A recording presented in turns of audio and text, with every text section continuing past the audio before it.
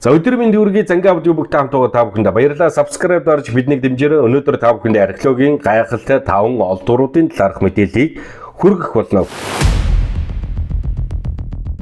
За хамгийн ихэнд 1972 онд Гренландын археологийн бүс нутгаас олдож байсан эскимос хүмүүсийн шарилууд.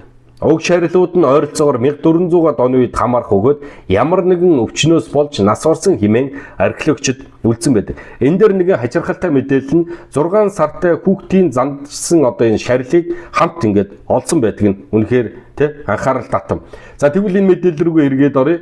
За 1972 онд Гренландын баруун хойд хэсэгт орших хоосорсон сууринаас шарилууд нь олдсон. Зандагчсан шарилууд нь Хойд Америк болон Гренланд дахь хамгийн сайн хадгалагдж үлдсэн эртний хүний үлдэгдлүүд юм. Манай эртний өмнө тодорхойлох юм бол 1475 оны орчимд амьдарч байсан энэнүүд одоо соёлын гэр бүлийн 8 хүний 6 нэмэгтэй 2 хүүхдийн цогц байгалийн жамаар маш хүйтэн хуурай уур амьсгал төлдөж зандагчсан байдалтайгаар ингээд олдсон байдаг. За тэгвэл эдгээр олдуруудын талаарх гол баримтууд нь юм бэ гэж. Тухайн цогцнууд хэрхэн яаж илэрсэн байдалтай илэрсэн. Анх 2 анчин Гренландын Уминакотын ойролцоо хадны анц авд чулуугаар дарж оршуулсан 2 булчийг харах ингээд олдсон байдаг. Арктикийн одоо эрс зэрс уур амьсгалын нөлөөгөөр цогцнууд шингэнэ алдаж хөлдөж хатаагдсан байдалтай. Үүний улмаас арьс үс одоо хумс ховц соннор нь маш сайн бүтэн хадгалагдаж үлдсэн байдаг. Энэ юу вэ гэхээр одоо цаашдаа улам даймжраад хоол хүнс хэдийн хугацаанд амьдарч байсан бүх одоо ингээд шинжилгээ судалгаа хийхэд төхөн болно гэсэн. Бүх зүйл нь хадгалагдсан үлдсэн учраас. За тэгвэл судалгаар орё. Эрдэмтэд эдгээр хүмүүсийг одоо 500 гаруй жилийн өмнөх амьдралыг хэм маяг, хооллолт, эрүүл мэндийн байдлыг наривчлан судлах боломжтой болсон. Учир нь юу гэхээр маш сайн хадгалагдсан үлдсэн учраас тухайлбал тэдний уушгийн далайн алимны тос асаж хэрэглэснээс үүдэлтэй тортог ихээр ингээд илэрс.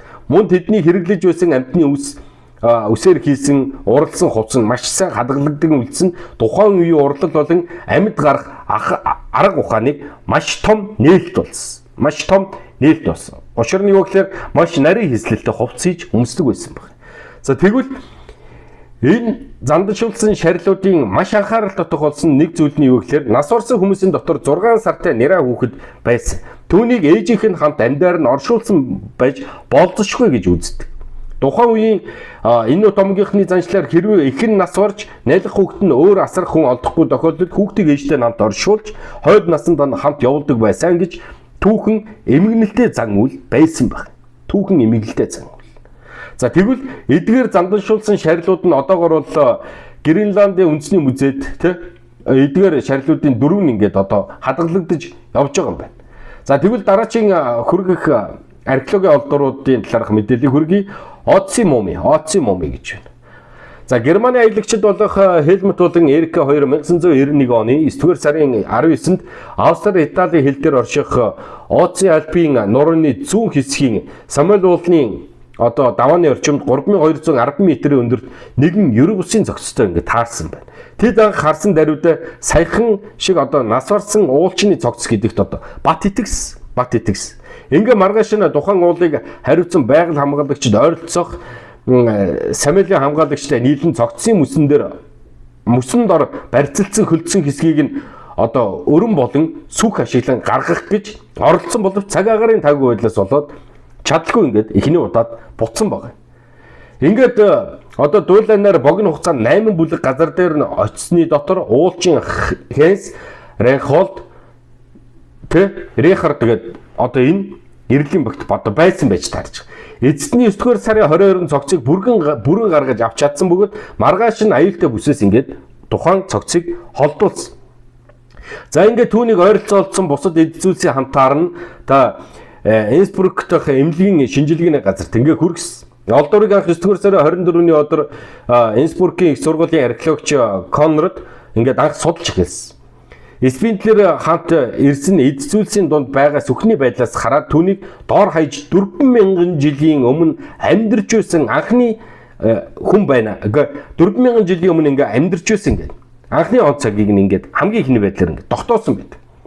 За тэгвэл зохицуулан хадгалагдах хил зүйлсийн дээжийг нь шинжилсэний эцэст уг зохицол манай харь нэм нь одоо 3359-оос 3105 оны хооронд буюу одоогоос даруй 5000 гаруй жилийн өмнө амьдарч байсан хүн гэж эргэлзээгүй ингээд дүгнэлт гаргасан байдаг. Дүгнэлт гаргасан.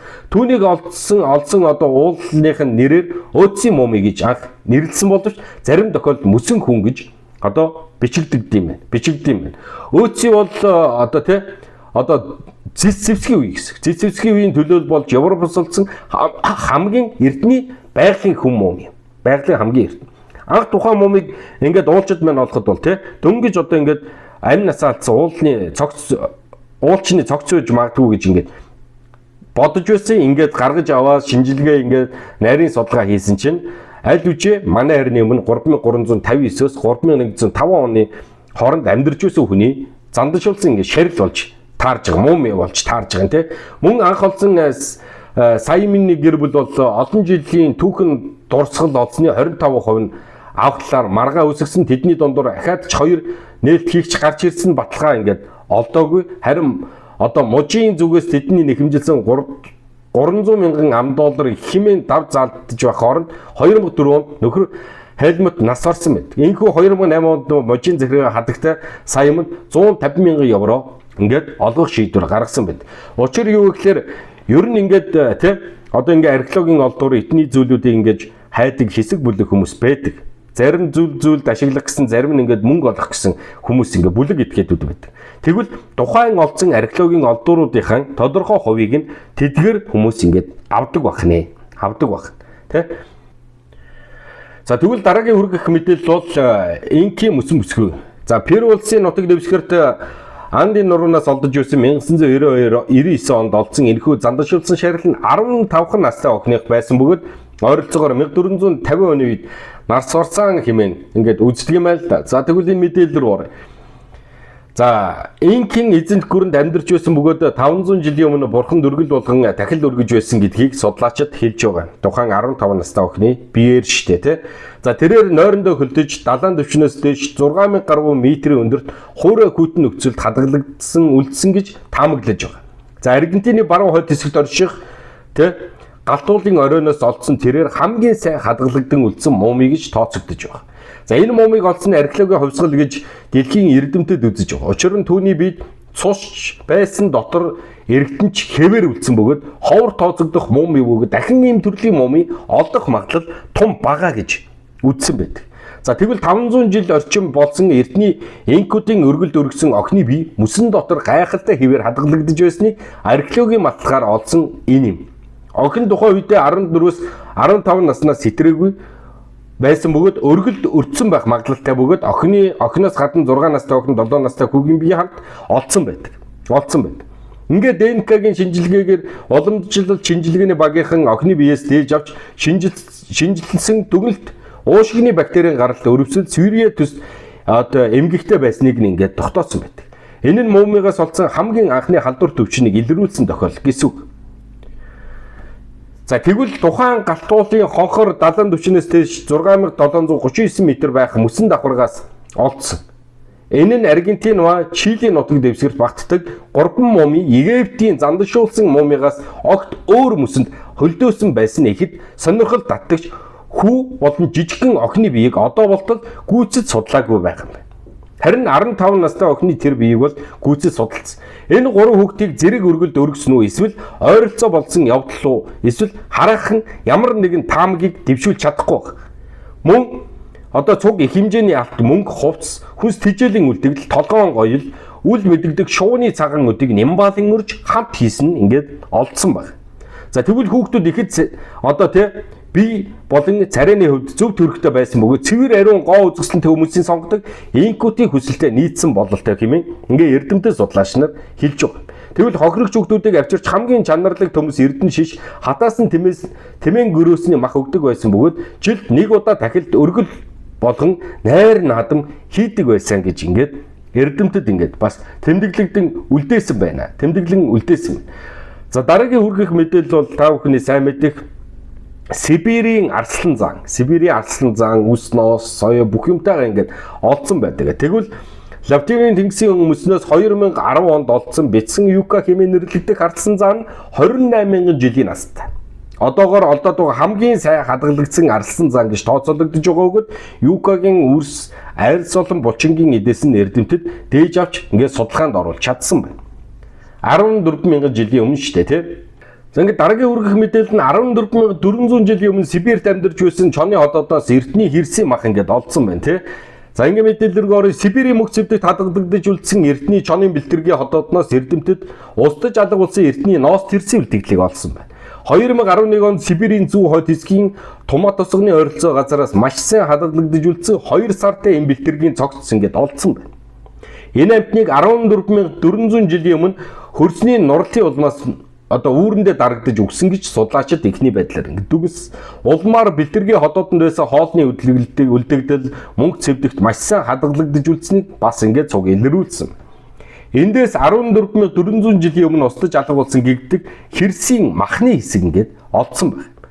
За тэгвэл Стокгольмын их сургууль болон Швейцарын байгалийн түүхийн музей хамтран байгуулсан төвийн судлаач нар докторууд биологийн материалыг ашиглан энд эрдний хэрс ямар амьтан байсныг яагаад устдаж алга болсон шалтгааныг тодорхойлох ховор боломжийнхүү гарч ирсэн гэсэн. Түүний багийнхан чоны хотоодноос гарсан махнаас эрдний хэрсийн генийг хэрхэн тайлсан тухай ажлын тайлангаа сэтгүүлд ингээд нийтлүүлсэн байна. Үүнийг мөслөх үеийн амьтны үлдэгдлийг өөр нэгэн амьтны хотоодноос олж авсан анхны тохиолдол гэж онцолсон байна. Энэ бол бидний геномыг тайлсан хамгийн сүүлийн үеийн ноос хэрсээ гэж Чак Дюк тайлбарласан байна. Ингээ эрдэмтэд 18,000 болон 49,000 жилийн өмнө амьдарч байсан энэ амьтны хоёр тусдаа олдуурын сорьстой харьцуулж шинжилээд 14,400 жилийн өмнө тоо толгой нь олон байсан ч нэлээд богино хугацааны дотор буюу 300-аас 400 жилийн дотор устсан гэж ингээд дүгнэлт гаргасан байна. Одоо устгах болсон гол шалтгаануудыг тодруулахаар ингээд ажиллаж байгаа. За ингээд өнөөдөр та бүхэндээ археологийн олдууруудын талаарх мэдээллийг хүргэлээ. Ингээд археологийн гайхалтай хадгалагдсан үлдсэн олдууруудын талаарх мэдээллийг хүргэлээ. За тэгвэл ингээд та бүхэнд дахин нэг нэмэлт мэдээллийг хүргэе. Альпийн нуруунд дах цэргүүдийн цогц. За Альпийн нуруунаас дэлхийн 1-р дайны үед болсон тулааны талбарыг археологчид олсон. За тулааны үед амиа алдсан 80 орчим цэргийн цогц болон эдлэл хэрэгслэл энэ газараас ингээд олдсон баг. За тэгвэл энэ мэдээлэл рүү орё. Дайны үе гэсэн тий. Альпийн нуруунаас олдог цэргүүдийн цогц нь гол төлөв дэлхийн 1-р дайны үе буюу 1915-аас 1918 оны үед Итали болон Австри-Унгарын армиудын хооронд өрөвсөн цагаан дайны үеэр амьрагдсан хүмүүс их байдаг. Уулын мөсөн голууд цаг уурын өөрчлөлтөөс үүдэн эрчимтэй хайлж байгаагийн улмаас тэдгээр цэргийн цогц болон шарил байгаль дайны зэвсэг хэрэглүүд 100 жилийн дараа ил болсоор байна. За тэгвэл дэлхийн 1-р дайны буюу цагаан дайн. Энэхүү дайн дэлхийн түүхэнд хамгийн өндөр уул нь буюу далайн түвшнээс дээш 3,000-аас 3,600 метрийн өндөрт болсон байгаль дайны ажиллагаа юм. Эрс тэр суур амьсгал, тэсгэм хөтөн, цасны нуран, зэвсэг төмөргөлдөөнөөс илүү олон хүний амьд хүрсэн бөгөөд 1916 оны 12 сард гэхэд нурангад 10,000 орчим цэрэг 2 хоногийн дотор дарагдаж амь насаа алдсан байдаг. Ийхүү цас мөсөн дарагдсан цэргүүдийн шарил мөнх цэвдэгт хөлдөж байгалийн жамаар бараг ялзарч муудахгүйгээр муу мижиж хадгалагдсан байна. За тэгвэл энэ газараас маш олон цогц болон эдүлгийн зүйлүүд ингээд олдсон байдаг. За ингээд өнөөдөр Зангийн аудио бүгд хамт байсан та бүхэндээ баярлалаа.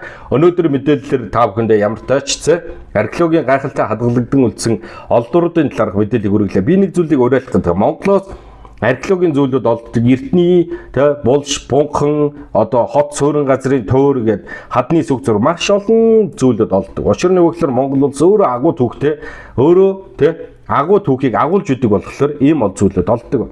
Нэг зүйлийг хэлэх гээд байгаа нь байгалийн инхээс илүүтэйгээр гадны нөлөө хүмүүсийн оролцоотойгоор эдгээр зүйлүүд маань устдаж тухайн цаг үеийнхээ нандин зүйлүүдийг ажмаар алдаад байгаа учраас энэ зүйлүүдэд хэдүүлээ хайртай байе. Ирээдүйн хойч үедээ бид нэр үлдээж Монгол улс ийм түүхтэй, ийм улс байсан хүн яаж ингэж анх үүссэн Монголоос юу олдож байсан гэдэг энэ бүгдийг ирээдүйн хойч үедээ үлдээх нь зүйтэй. Тиймээс альва нэг зүйлдээ бүгдээрээ археологийн зүйлүүдэд хэдүүлээ хайртай байя гэдгийг уриалах гэдэг юм. Ингээд subscribe дарж биднийг дэмжээрэй.